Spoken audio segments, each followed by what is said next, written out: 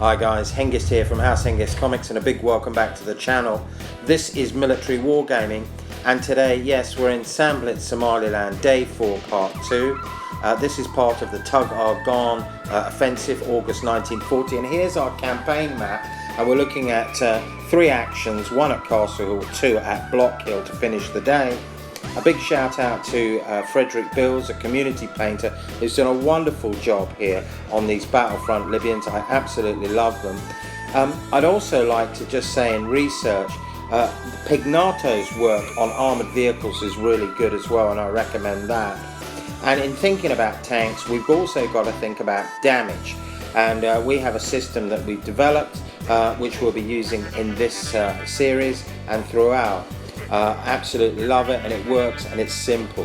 Importantly, in dispatches, we've had a considerable amount of work which has been put forward, and once again this really defines how this campaign is being played out.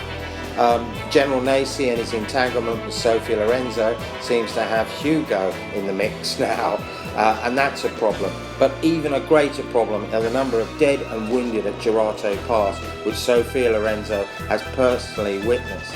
Weather conditions look pretty damn bad, to say the least, and these will come up in cards during the game. So without further ado, let's get into our first action at Block Hill. And this is an encounter battle, and here these maps show these trees which will indicate where encounter features appear. And again, here are the sort of battle maps that have been prepared for this encounter action. Well, the Indians are to go first and move up really quickly, looking to dominate the landscape and move forward. And they've also decided to go down off the hill onto the right flank. The Italians at the same point have moved up in mass. You can see here they're going around both flanks of the hill with a reserve, with a sort of central reserve, and their scouts lead. It's a really well constructed plan, and headquarters are quite pleased with it. They've got their guns which are getting ready to fire. Their infantry are moving up quickly, but the Indians are moving on to the first encounter points as the artillery dig in. And then you can see this sort of central position. The Askari move round both flanks as the Indians move forward, and that picture really shows what we're looking at. Not a lot of visibility straight ahead when we get rain. Yes, rain comes down pouringly, and the first of these objectives is a trench which the Indians scurry for, and are really delighted that it controls the central position.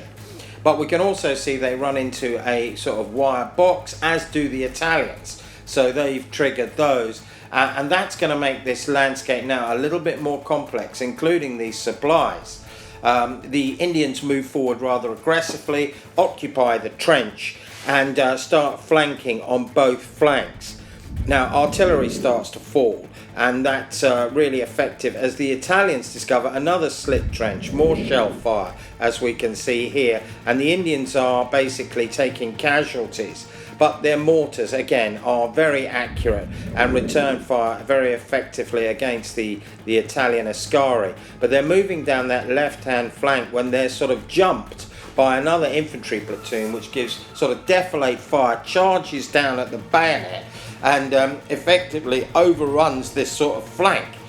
It's really decisive hand-to-hand fighting. Even the one I see goes in, he goes down.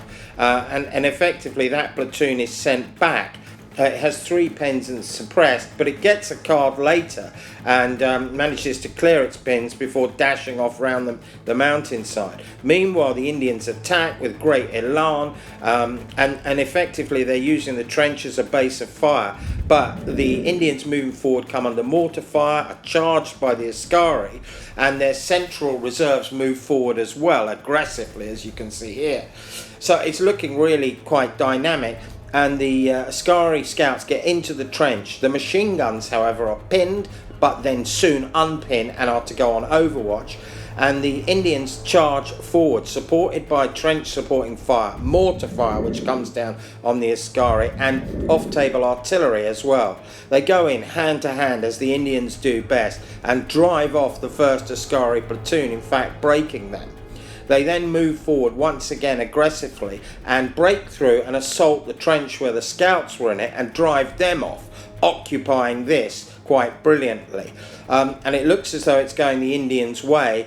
Effectively, the scouts fall back into cover, but then artillery comes down on that position and inflicts casualties. And at this point, the machine guns start giving covering fire as once again the Askari charge on the other flank. These, however, are pinned and held in place. And then it's the scouts, only 4 bases proceed to charge them and effectively overrun 3 teams and drive them back as well. They then move down to the boxed wire area and we get dark skies, which reduces visibility. Now the Italians start moving around both flanks and come back again towards the trench. Their machine guns are holding everything as a base of fire. And what we can see now is these 2 sort of tentacles going round the hill, intent on taking the sort of position from behind. And they're driving forward and pushing those scouts back. But on the other flank, they're coming for that trench. And the Indians make a decision to actually withdraw in front of the weight of fire with their machine guns on overwatch. So this was really well executed. And of course, the Italians move forward, get hit by overwatch, become pinned down. But again, artillery is there, and this really causes masses of casualties. 3 teams destroyed in a round, and then the Indians break.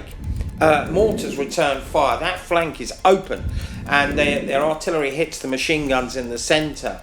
Effectively, again, the Askari and Dubats are rampant, moving forward, but they're running really tight on time, as can be seen here. So it's been a really quite interesting action. But ultimately, as these sort of arrows indicate, both sides effectively lose platoons, but it's still contested.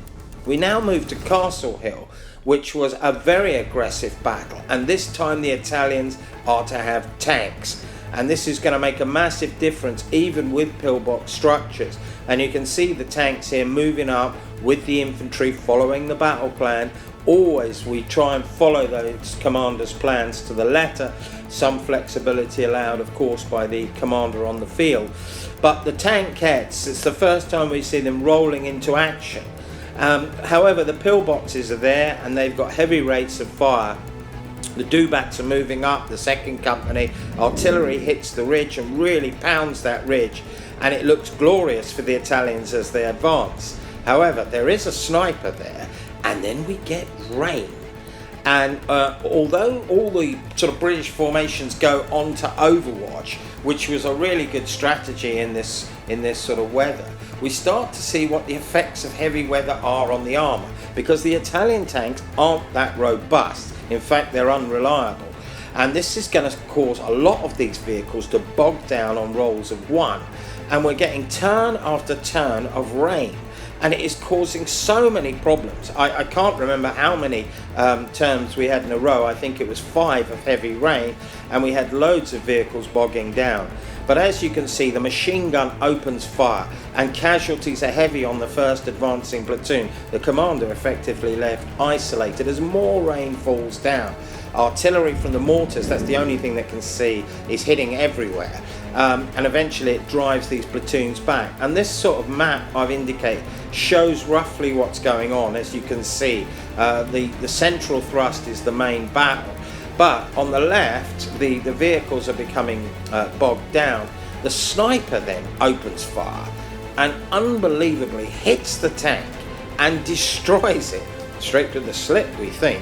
And effectively that's knocked out as the Italians move forward under withering fire, but machine gun jams are placed, the tanks are opening fire with machine guns, artillery is landing on the infantry as it advances, but the weather conditions are just really bad, and the tanks can't sort of move up effectively. When we get Bren carriers arrive, and one of the turrets opens fire as well, causing damage on these tankettes. They've got minimal armour. In fact, one actually bails out, and we can also see one becomes broken down, because if they roll a 1 from bogging, they break down. Artillery, again, hits hard and sort of causes damage. And the bunkers unpin automatically. They remove 1 pin. The sniper fires again. And then we get an ambush of the naval gun. Now this has never been seen before. Smoke lands, it fires and misses, but the Bren carriers are highly effective and cause a lot of damage. And again, we get a tank crew out. We've also got the first sort of platoons breaking, and effectively the Italians have to destroy several tanks and pull back because the number of infantry casualties are staggering. The first platoon was to shoot away most of the Italians, and the Italians have to flee, leaving a couple of abandoned vehicles, as you can see from this slide. So it was really difficult, heavy weather, the tanks couldn't operate, and you can see from those arrows what was going on there. Okay, we now move to Block Hill. Now this was the final action based on what had happened in the first battle. You can see those features still in situ, and they are to be utilised again in this battle. And the only thing that's slightly unusual is the goat path, which was the access. The Italians once again move forward really aggressively, and they're coming straight at the enemy. They've got their machine guns dug in to start with, a good base of fire, lots of infantry, and they're intending to overrun the Indians once more. But the Indians this time are really intent. Their orders make it clear that they've got to basically push the Italians off. They're suffering casualties from machine gun fire. They suffer and place jams on the Italians. There's also heavy artillery fire in their support. But then we start rolling for ammunition, and we're getting ones all over the place. The sniper fires, and here's to prove deadly. But the Italians respond with artillery against the trench. The British retaliate with smoke, and they're going to use a lot of it. The sniper again fires, this time taking out a heavy machine gun team. Dark skies appear, and the Italians start moving down the left flank to be met by the Indians in the open, and a gun battle takes place.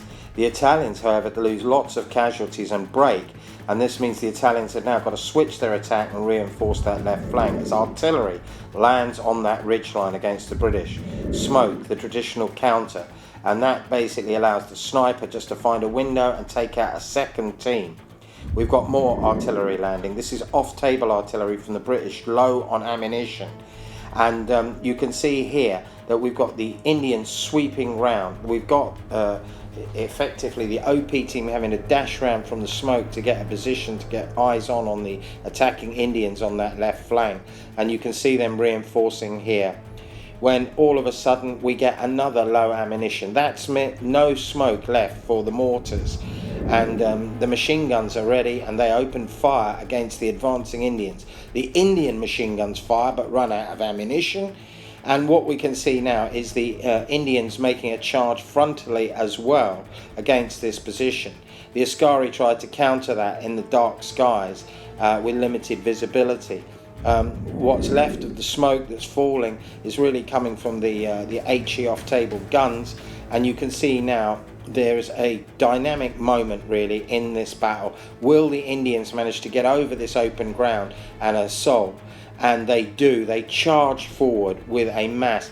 They drop that artillery this time on the enemy. They run out of ammunition in their lead platoon with lots of gulps to that, but the scouts are driven in. The Indians keep coming towards the machine guns. The machine guns open up at point blank. There's then a mad melee which takes place in the middle, with two platoons fighting two platoons in a desperate hand-to-hand battle. But the Indians basically come off as they drive through that sort of storm, driving away the enemy. They're now contacting the machine guns. They then are to overrun this position and drive all before them. And even though artillery is pushing the Askari, they seem to sort of rally back, but their OP is cut down by more Indians coming round from the flank, and the whole thing is compressing, as you can see here, around Battalion CP. It's desperate fighting. They've really only got one platoon left. Another Indian platoon goes completely out of ammunition, and this one platoon is to fight off three Indian platoons that are coming at it. But eventually it cannot prevail against the weight of steel and the madness in these Sikh warriors' eyes as they charge forward, overrun the OP position, drive the Italians from the field. Their guns are barely able to get off, and this was a fantastic battle. So what can we say in postscript? Well, I think, you know, this was the penultimate day. We've got one day left in this campaign. It's been nothing but dramatic. Brilliant performances from all the forces and commanders. So stay tuned, do subscribe. Bye for now.